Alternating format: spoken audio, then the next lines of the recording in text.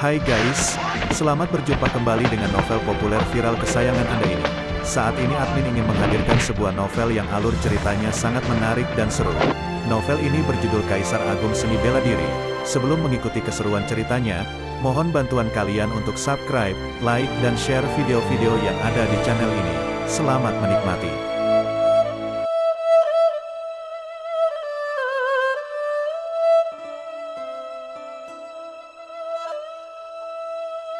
Kaisar Agung Seni Bela Diri, Bab 268. Pedang ini milikmu. Begitu melihat Yan Siruo, Luo Xiu pun mengerti bahwa sekelompok orang berpakaian putih di sekitarnya adalah orang-orang dari Lembah Bintang Putih. Dia ingat bahwa Yan Siruo adalah murid dari Lembah Bintang Putih. Celing, tepat pada saat ini, Bui Huilian, gurunya Yan Siruo, berkelebat. Dia lalu muncul di sisi Lan Siruo. Tiba-tiba, dia mengambil pedang di belakang tubuh Yan Siruo. Ini adalah pedang perang peringkat menengah peringkat bumi. Aku harap kalian bertiga bisa melepaskan orang-orang dari Lembah Bintang Putih kami. Bui Huilian melemparkan pedang perang itu ke arah dua pesilat tahap menengah tingkatan raja. Guru, Yan Siruo hendak mengatakan sesuatu, tetapi Bui Huilian malah memelototinya.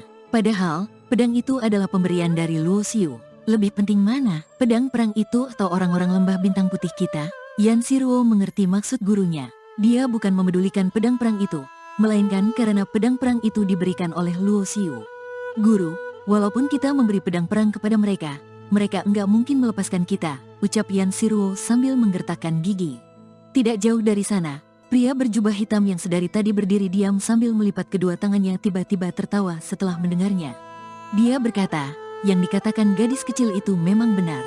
Itu hanya sebuah pedang perang peringkat menengah peringkat bumi. Aku enggak menginginkannya. Ketika berkata demikian, Situ Xiong mengangkat kedua tangannya, lalu menunjuk Yan Siruo sambil bertanya, dari mana asal Lembah Bintang Putih ini? Aku belum pernah mendengarnya, tapi aku akan melepaskan kalian asalkan gadis ini tetap tinggal. Begitu Situ Xiong berkata seperti itu, wajah cantik Yan Siruo langsung menjadi pucat. Pria berjubah hitam yang terlihat kejam bagai serigala itu menginginkan dirinya. Ini pasti bukan hal baik. Sementara itu, ekspresi Bui Huilian, pemimpin Lembah Bintang Putih, langsung berubah begitu mendengar nama Situ Xiong. Dia berkata di dalam hati, gawat, bagaimana bisa bertemu dengan monster kejam ini? Situ Xiong adalah kultivator terkenal di daerah Pegunungan Berawan. Dia melatih kultivasi sihir dengan berhubungan seksual dan semua wanita yang dia tiduri akan berakhir menyedihkan. Terlebih lagi, monster ini sangat menyukai wanita cantik. Dia pasti sudah terpikat dengan kecantikan Yan Siruo, senior Situ. Dia adalah murid dari Lembah Bintang Putih kami yang akan diutus ke Tanah Suci Lautan Awan. Tolong lepaskan dia, mohon Bui Huilian dengan sangat sopan. Bui Huilian adalah kultivator tingkatan raja.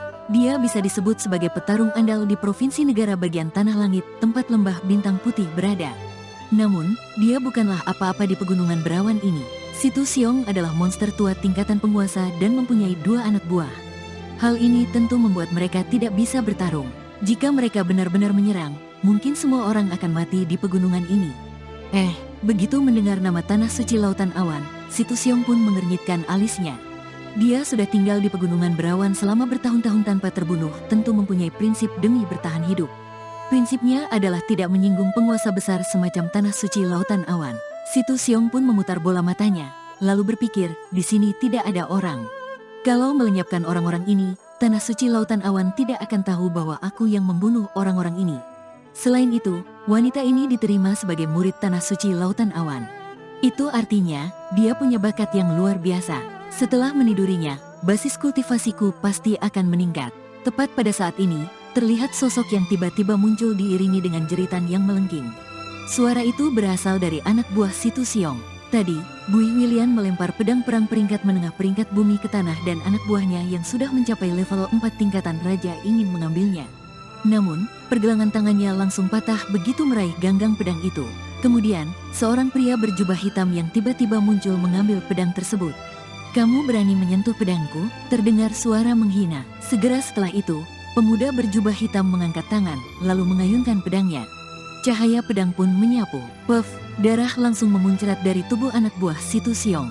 Pria yang menjerit karena pergelangan tangannya patah pun memegang tenggorokannya sambil terhuyung ke belakang dengan mata yang terbelalak lebar. Kemudian, jeritannya tiba-tiba berhenti. Serangan pedang itu sangat cepat. Bahkan, seorang kultivator dengan basis kultivasi level 4 tingkatan raja tidak sempat bereaksi. Bruk, pria itu pun jatuh ke tanah.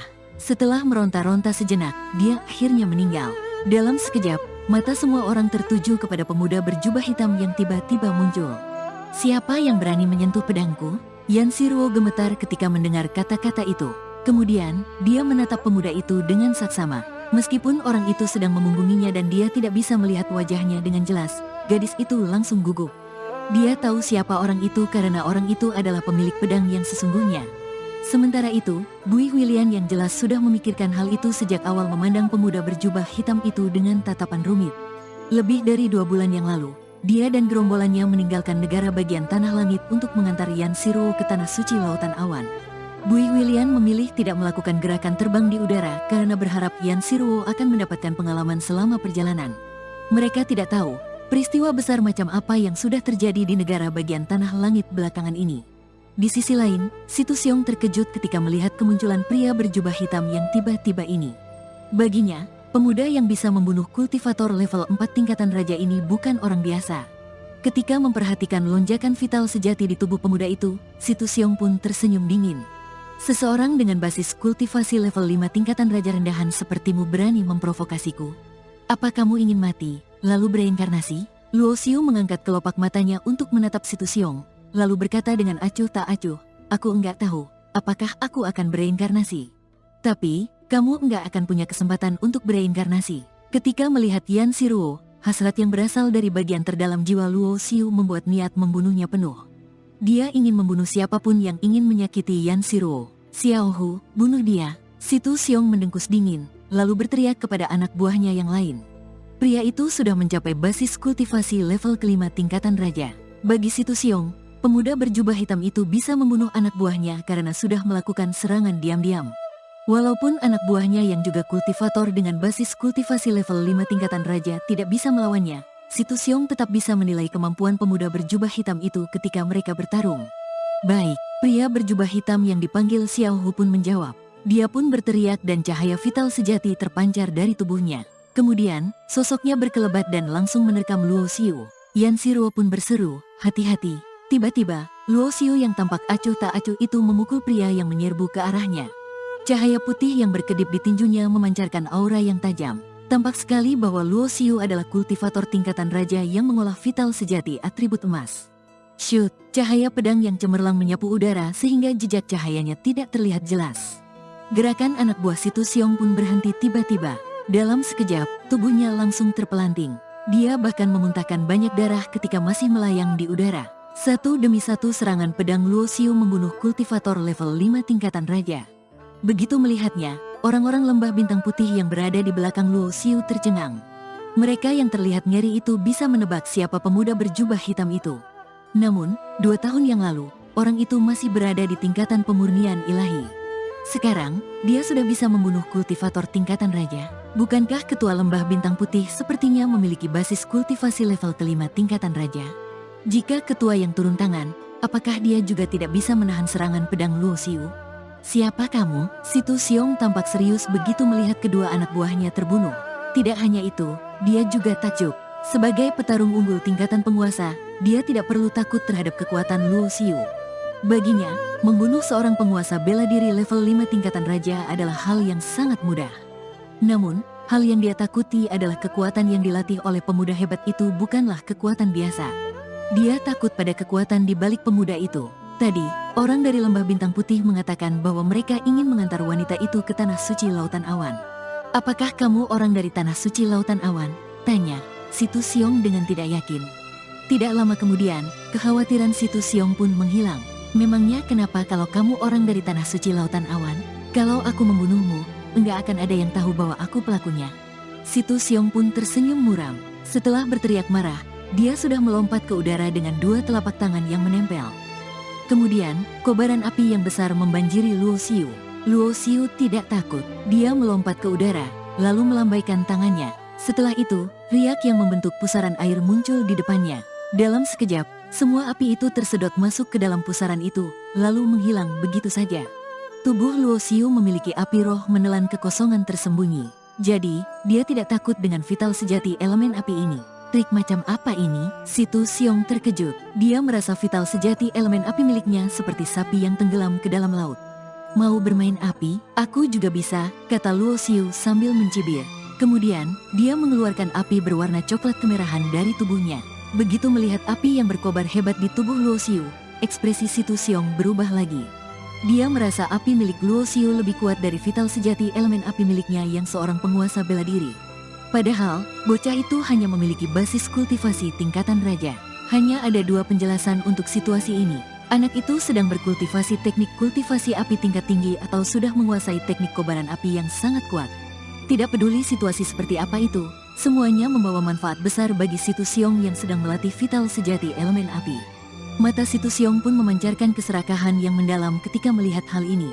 Matilah, Situ Xiong mengeluarkan pedang perang berwarna merah tua dari cincin penyimpanannya. Kemudian, puluhan cahaya pedang api menebas Luo Xiu. Di sisi lain, Luo Xiu masih terlihat biasa saja. Hanya dengan mengayunkan pedang di tangannya, puluhan cahaya pedang yang menyala itu langsung terpotong. Bahkan, Luo Xiu tidak perlu menggerakkan tubuhnya. Terimalah serangan dariku. Luo Xiu menebas pedang perangnya dan api berwarna coklat kemerahan di tubuhnya tiba-tiba berubah menjadi api hitam yang mengerikan. Aura kematian yang mengerikan pun menyebar. Kemudian, kesadaran pedang dan kesadaran bela diri kematian menyebar ke segala arah hingga membuat Situ Xiong berada di posisi mematikan. Tidak peduli bagaimana Situ Xiong melawan, dia pasti akan mati. Pedang kematian, api maut kegelapan berkumpul di pedang perang, lalu berubah menjadi kerangka kematian. Begitu ia membuka mulutnya, ruang hampa pun tercabik. Situ Xiong yang sedang menghadapi bahaya kembali fokus. Dia menyingkirkan pengaruh kesadaran seni bela dirinya, lalu berteriak sesaat. Kemudian, pedang perangnya menembakkan api dan menebas ke kerangka kematian. Boom! Situ Xiong memuntahkan seteguk darah dan tubuhnya pun terpelanting. Tepat ketika dia berhasil berdiri dengan stabil, sosok Luo Xiu sudah muncul di hadapannya. Cepat sekali, seru Situ Xiong dengan terkejut. Alhasil, dia segera mengayunkan pedangnya untuk menebas Luo Xiu yang ada di depannya. Celing! Kedua jari Luo Xiu menjepit pedang perang. Situ, tubuh perang tingkat penguasa. Begitu Situ Xiong bereaksi, cahaya pedang yang cemerlang sudah menyapu. Bahkan, indera spiritual Situ Xiong hanya bisa menangkap jejak cahayanya. Kamu, darah terus keluar dari mulut Situ Xiong. Sorot matanya memancarkan rasa tidak terima dan kebencian. Kemudian, leher Situ Xiong langsung tertusuk pedang Luo Xiu. Meskipun Situ Xiong memiliki basis kultivasi penguasa bela diri tingkat kedua, dia tetap tidak bisa menahan serangan pedang perang peringkat menengah peringkat bumi. Luo Xiu yang tidak menunjukkan ekspresi apapun merasa perlu menggunakan kartu trufnya untuk membunuh seorang penguasa bela diri tahap awal. Dengan mengandalkan tubuh perang tingkat penguasa dan ditambah dengan 24 kali lipat kekuatan keterampilan transformasi misterius, Luo Xiu tidak perlu menggunakan hukum 5 elemen dan manik kegelapan. Selain itu, dia juga memiliki kemampuan tempur yang sebanding dengan penguasa bela diri. Setelah itu, seberkas vital sejati langsung menerobos ke bidang eliksir Situ Xiong dan pil emas yang bulat pun keluar dari tubuhnya. Kepala Situ Xiong tertunduk. Kini, dia benar-benar mati. Semua orang lembah bintang putih tercengang. Bahkan, napas mereka terhenti. Luo Xiu yang membunuh 2 kultivator tingkatan raja saja sudah membuat mereka sangat terkejut. Apalagi membunuh monster tua penguasa bela diri. Tingkat keterkejutan mereka sudah tidak bisa dijelaskan dengan kata-kata. Selain itu, Luo Xiu yang masih belum berusia 20 tahun sudah menjadi seorang penguasa bela diri. Namun, Luo Xiu tidak berniat memberikan penjelasan kepada orang-orang itu. Dia segera menghampiri Yan Shiruo, lalu menyerahkan pedang di tangannya. Yan Shiruo yang tersipu berkata, pedang ini milikmu. Aku sudah memberikannya kepadamu. Jadi, pedang ini adalah milikmu, sahut Luo Xiu sambil tertawa. Entah kenapa, setiap kali berhadapan dengan Yan Shiruo, akan muncul hasrat sangat ingin mendekatinya dalam diri Luo Xiu.